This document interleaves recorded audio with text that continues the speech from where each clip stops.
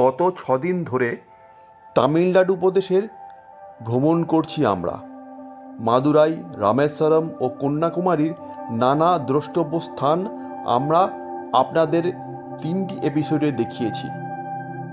যারা দেখেননি তাদের জন্য নিচের ডেসক্রিপশন বক্সে লিঙ্ক দিয়ে দিলাম, দেখে নিতে পারেন।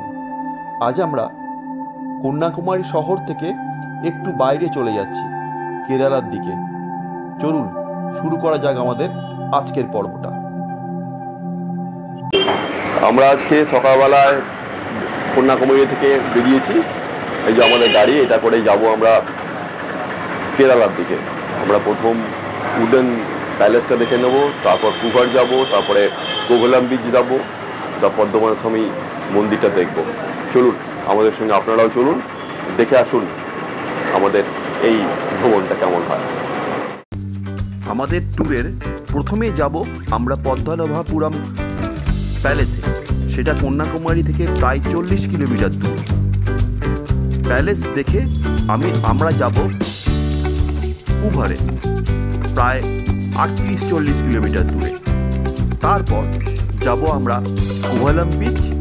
কোভালাম বিচে খানিকটা সময় কাটিয়ে আমরা চলে যাব পদ্মনাভ স্বামী মন্দির দেখতে। এই সমস্ত ট্যুরটা আসা যাওয়া নিয়ে প্রায় 250 কিলোমিটার। আমরা গাড়িতে উঠে পড়েছি, এই যে দাদা আমাদের সঙ্গে রয়েছেন। এবার এগোলাম, আমরা বলে সম্ভবত নাগেরকল দিয়ে যাবো, এগোচ্ছি ওই দিকে। একটা জিনিস বলে রাখি, এই সমগ্র ট্যুরটা আমাদের গাড়ির বাবদ লাগছে 3,500 টাকা, সমস্ত কিছু নিয়ে। তবে বেশ ভালো পরিমাণে আমাদেরকে দরাদরি করে দিতে হয়েছে।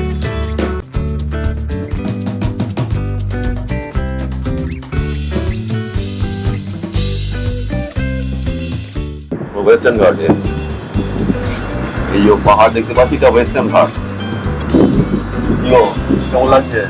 দারুণ, একেবারে নারকেল গাছের মাঝখান দিয়ে যাচ্ছি, দুর্দান্ত দেখতে লাগছে। প্রকৃতি দারুণ, সবুজ, একেবারে খুব সুন্দর লাগছে।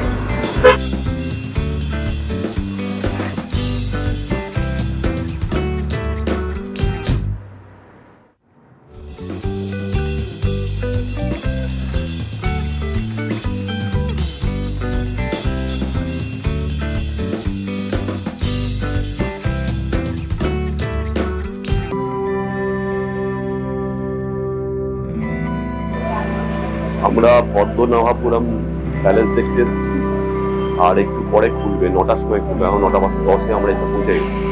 তো তারপরে ভেতরে ঢুকবো, টিকিট কাউন্টারে টিকিট কেটে ভেতরে ঢুকবো। শুনেছি এটা দারুণ সুন্দর, সমস্ত প্যালেসটাই হচ্ছে কাঠের তৈরি। তাহলে আমরা অপেক্ষা করি, আমাদের দরজা খুলুক, ভেতরে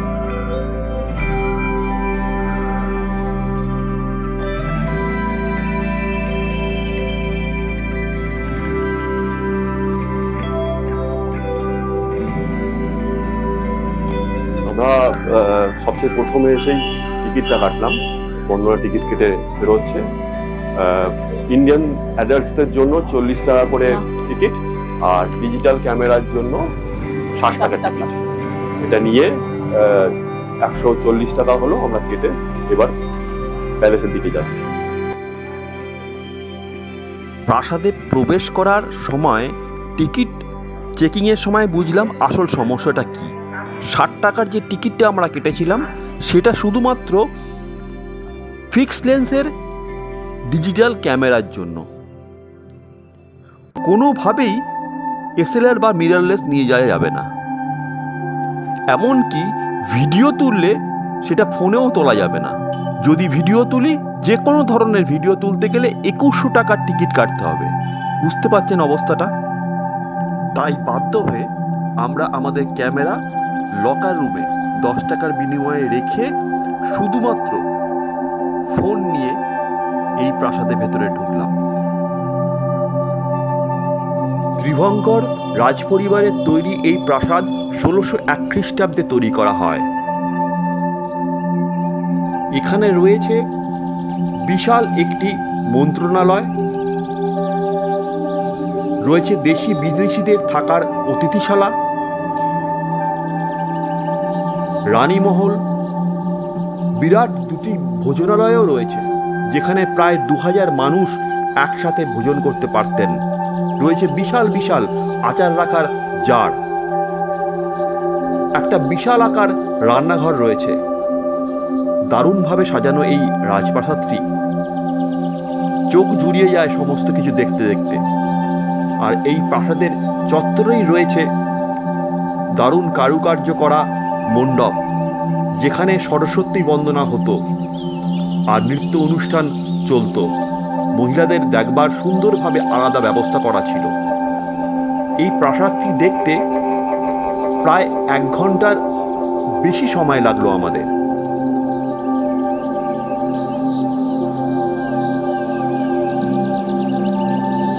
পদ্মনাভপুরম প্রাসাদ থেকে এবার এগিয়ে চললাম পুহারের দিকে। আমরা এখন কেরালায় ঢুকে গেছি।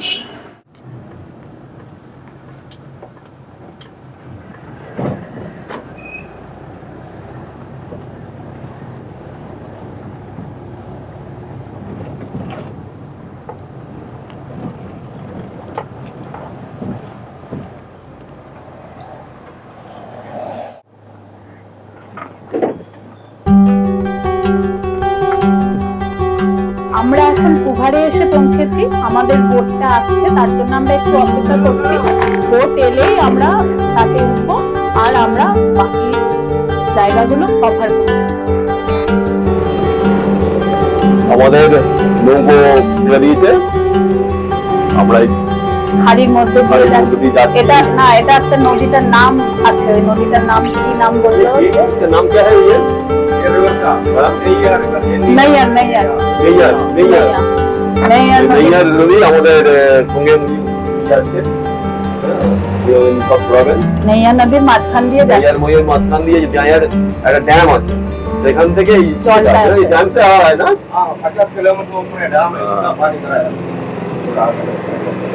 हाँ बस ठीक है।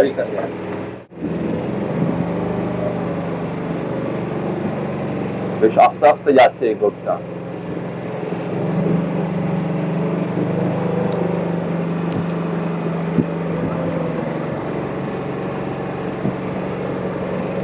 খাড়িতে ঢুকছি, দেখো খাড়িতে ঢুকছি।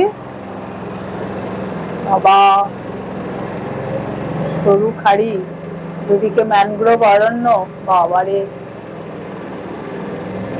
ये छोटा कनेल है, हाँ दोनों साइड में जंगल है, उसका अंदर जाने का पूरा सिलर देखो, सीधा पीछे वापस आने का टाइम इधर पीछे से वापस आया, वो आगे दे घूमने के लिए। वो घूम लेके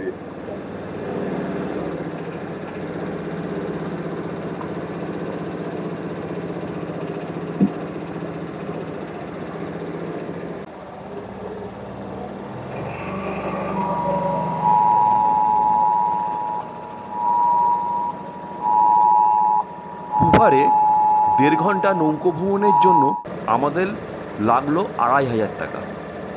তবে বহু দরাদরির পর আমাদের অনুরোধ, আপনারা যদি এখানে আসেন তবে নৌকোর এই যে চার্জ সেটা নিয়ে যথেষ্ট পরিমাণে জেনে বুঝে নেবেন, নাহলে কিন্তু বেশি পয়সা দিতে হবে। এখন আমরা খাড়ির মধ্যে দিয়ে যাচ্ছি। পুরো মনে হচ্ছে দুদিকে গাছ, আর ভিতর দিয়ে কোথায় গিয়ে পৌঁছাবো ঠিক বুঝে উঠতে পারছি না।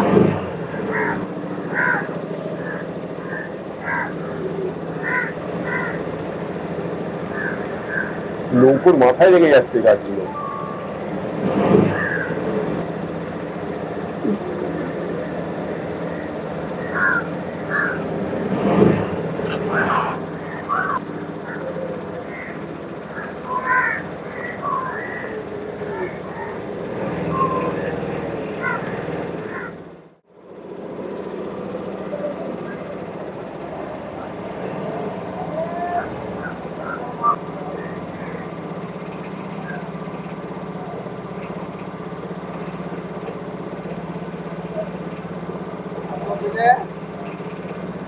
एक पीछे पीछे जाइए, बजाएगा ये ऊपर।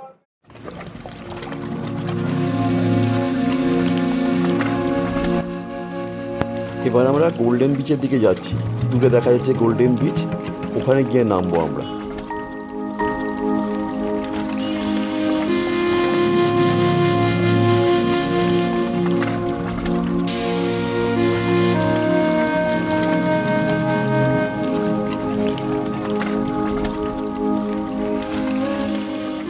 আমরা এসে একটু ডাবের জলে গলা ভিজিয়ে নিয়ে আমরা এখানে গোল্ডেন বিচের ওপরে দাঁড়িয়ে আছি। এখন একটু ঘুরছি, দেখছি চারদিকটা।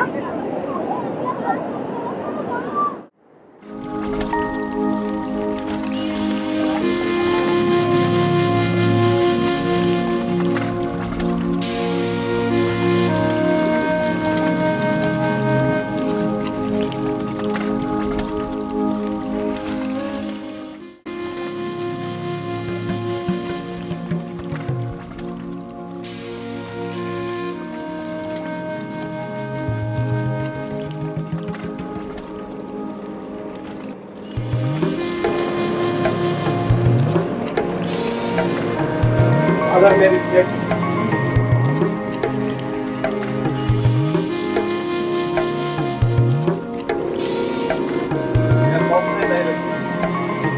ये कोकोनट आइलैंड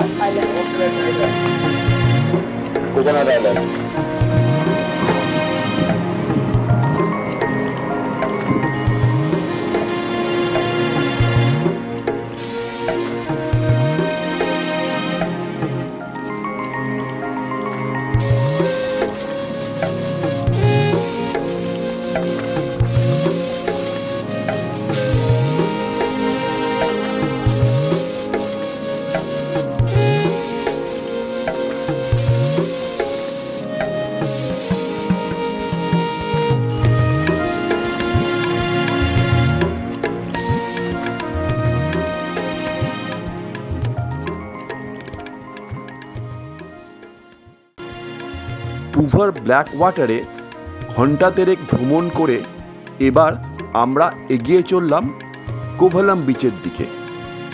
কোভালাম বিচে যাওয়ার রাস্তাটা দারুণ সুন্দর, চোখ জুড়িয়ে যায়, সবুজ, শুধু সবুজ। কোভালাম বিচে ঢোকার আগে থেকে আমরা দেখতে পাচ্ছি বহু নারকোল গাছ। আমরা প্রায় কোভালাম বিচের কাছাকাছি চলে এসেছি। চলুন কোভালাম বিচটা দেখি।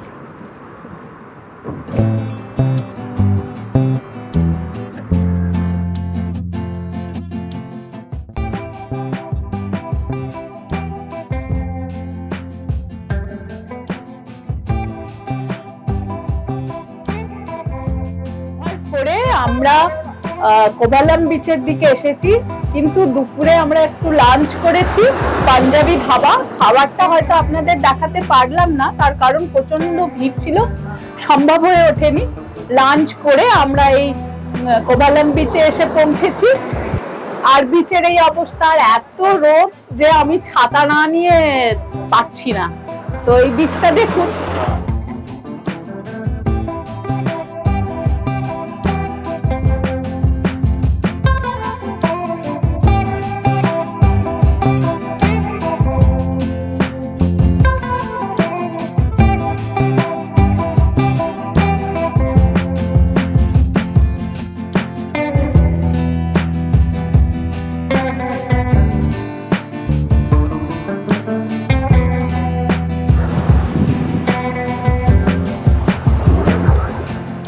আজ আমি দাঁড়িয়ে আছি কোভালাম বিচে 31শে অক্টোবর, কিন্তু এখনো প্রচন্ড রোদ এখানে। এর সিজন হচ্ছে জানুয়ারি ফেব্রুয়ারি করে। আপনারা ওই সময় এলে ভীষণ ওয়েদারটা ভালো পাবেন, কিন্তু সেই সময় প্রচন্ড লোকের ভিড় থাকে, জনসমাগম অনেক বেশি হয়। তবে এখন ভীষণ ভালো লাগছে, তার কারণ হচ্ছে লোকজন এখন কম, তবুও রোদ প্রচন্ড। এই যে ছাতা নিয়ে এসেছি, ছাতা নিয়ে দেখতে এসেছি, প্রচন্ড গরম।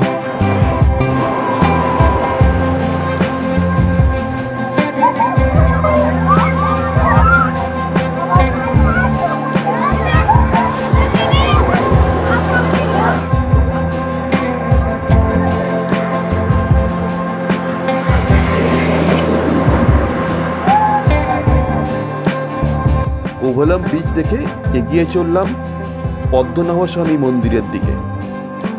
এই মন্দিরের ভেতরে কোনো ধরনের ক্যামেরা বা কোনো ইলেকট্রনিক্স দ্রব্য প্রবেশ করা নিষেধ, তাই কোনো ধরনের ছবি আমরা তুলতে পারিনি, আপনাদের দেখাতে পারলাম না। মন্দির দেখে সন্ধ্যে 6:30 7টা নাগাদ আমরা আবার ফিরে এলাম কন্যাকুমারীতে। সন্ধ্যের সময় আবার গেলাম বিচে, চা খেয়ে বেশ কিছুক্ষণ বিচে থাকলাম। কদিন ধরেই তো রয়েছি কন্যাকুমারী। আমরা আজকে সকালবেলা গাড়ি নিয়ে বেরিয়েছিলাম কেরালার দিকে। যাওয়ার পথে দেখে নিলাম হচ্ছে উডেন প্যালেস, তারপর গেলাম কুভার ব্ল্যাক ওয়াটারে। কুভারে আমরা ঘুরলাম, বোটিং করলাম, প্রায় 1.5-2 ঘন্টা করলাম। গোল্ডেন বিচ দেখলাম, মাদার মেরির মূর্তি দেখলাম, এলিফ্যান্ট রক দেখলাম, দেখে চলে গেলাম কোভালাম বিচ। কোভালাম বিচ দেখে অনেকটা সময় কাটালাম ওখানে। আমরা কোভালাম বিচে বেশ সময় কাটালাম, কাটিয়ে চলে গেলাম হচ্ছে পদ্মনাভ স্বামী মন্দির। সেখানকার তো অনেক নিয়ম আছে, সেখানে জামা প্যান্ট পরে ঢোকা যায় না, ধুতি পরে ঢুকতে হয়, আর মেয়েদেরকে শাড়ি পরে। তার ব্যবস্থা করে আমরা ঢুকলাম, ভেতরে ক্যামেরা অ্যালাউড নয়। যাই হোক, আমরা ভেতরে দেখলাম, তার কারুকার্য দেখলাম, তার বৈভব দেখলাম, এবং ওখানকার ভগবান হচ্ছেন বিষ্ণু, সেটা দর্শন করলাম, করে ফিরে এসেছি। কালকে চলে যাব, মনটা খারাপ, তাই 8টার সময় ফিরেও আজকে চলে এলাম, বিচে চলে এলাম। এখানে আসাটা বেশ সহজ, ভালো লাগবে। এখানে আসা সহজ, মেয়েরা নিজেরাও আসতে পারে, আর যেখান থেকে আসা হবে সেখান থেকে এখানে এসে যে বুক করে আসতে হবে এমন কথা নেই। এখানে পুরী বা দীঘায় যেমন প্রচুর হোটেল, তার থেকেও মনে হলো যেন আরো বেশি হোটেল এখানে রয়েছে। মূল রাস্তা থেকে বিচের দিকে চলে আসতে হবে, এলে প্রচুর প্রচুর বিভিন্ন দামের হোটেল রয়েছে, যার যেমন পোষানোর মতো করে সে তার হোটেল দেখে নিতে পারবে, কোনো অসুবিধা নেই। তবে একটা জিনিস যেটা দেখলাম সেটা হচ্ছে তামিলনাড়ু এবং কেরালা তারা তাদের এই ট্যুরিজমটাকে খুব ভালো করে রপ্ত করেছে। এটা খুব ভালো লাগলো, এটা ভীষণ সুন্দর। আর এখানকার লোকজনের ব্যবহার, আমাদের সাথে কোঅপারেট করাটা খুব ভালোভাবে করেছে। এইটা ভীষণ, এখানের ব্যবস্থাটা খুব ভালো।